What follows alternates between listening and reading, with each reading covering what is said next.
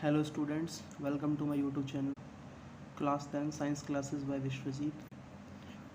Today we are going to discuss Class 10 Chapter number 6 Life Processes from Biology. तो चलिए शुरू करते हैं. Life processes, all those processes that are essential for maintaining life are called life processes. हमारे शरीर को चलाने के लिए जितने भी प्रोसेस की आवश्यकता होती है उसे ही हम लाइफ प्रोसेस कहते हैं. इसे हिंदी में जैव प्रक्रम कहा जाता है. इसका सिंपल मीनिंग है हमारे शरीर में जितने भी फंक्शंस होते हैं जो कि हमारी बॉडी को रन करने के लिए ज़रूरी होते हैं या हमें ज़िंदा रखने के लिए ज़रूरी हैं, हमारी बॉडी में वो प्रक्रम होने ही आवश्यक है, उसे हम लोग लाइफ प्रोसेस कहते हैं. मुख्य रूप से ये 4 होते हैं.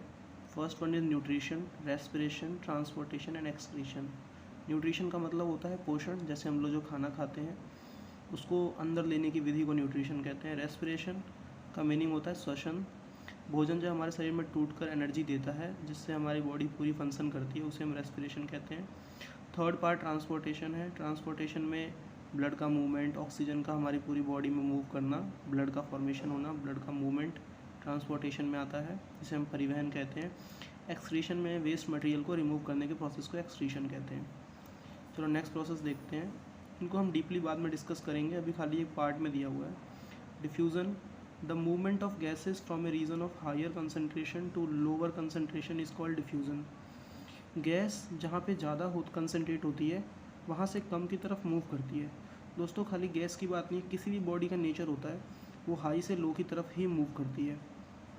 फॉर एग्ज़ाम्पल अगर हम देखें, अगरबत्ती की स्मेल, अगर हम अगरबत्ती को जलाते हैं तो उसकी स्मेल पूरे कमरे में स्प्रेड कर जाती है, क्योंकि जहाँ पे जलाई है वहाँ तो उसकी कंसंट्रेशन है पर बाकी जगह कम है इसलिए मूव कर जाती है. ऐसे ही जब हम लोग सांस लेते हैं तो ऑक्सीजन हमारी बॉडी में भर जाती है. अब हमारी बॉडी हाईली कंसंट्रेटेड होती है ऑक्सीजन से, तो हम उसे बाद में रिमूव कर देते हैं CO2 की फॉर्म में. तो इस प्रकार से हर बॉडी में ये पॉसिबल होता है कि वो अपनी हाई कंसंट्रेशन से लो कंसंट्रेशन की तरफ मूव कर देती है. डिफ्यूज़न एक नोट है यहाँ पर, डिफ्यूज़न इनसफिशिएंट होता है हमारी रिक्वायरमेंट को पूरा करने के लिए मल्टी सेलुलर ऑर्गेनिज्म में, ह्यूमंस के लिए, क्योंकि सारी सेल्स जो होती हैं हमारी बॉडी के डायरेक्ट कांटेक्ट में नहीं होती हैं सराउंडिंग एनवायरनमेंट की. दोस्तों देखो, हमारी बॉडी एक मल्टी सेलुलर ऑर्गेनिज्म है, तो हमारी बॉडी में जो ऑक्सीजन की रिक्वायरमेंट है वो डिफ्यूज़न के द्वारा पूरी नहीं हो सकती, क्योंकि डिफ्यूज़न एक आउटर प्रोसेस है, एनवायरनमेंट प्रोसेस है, और हमारी बॉडी के अंदर भी बहुत सारी अनगिनत सेल्स होती हैं जिनको ऑक्सीजन की रिक्वायरमेंट होती है.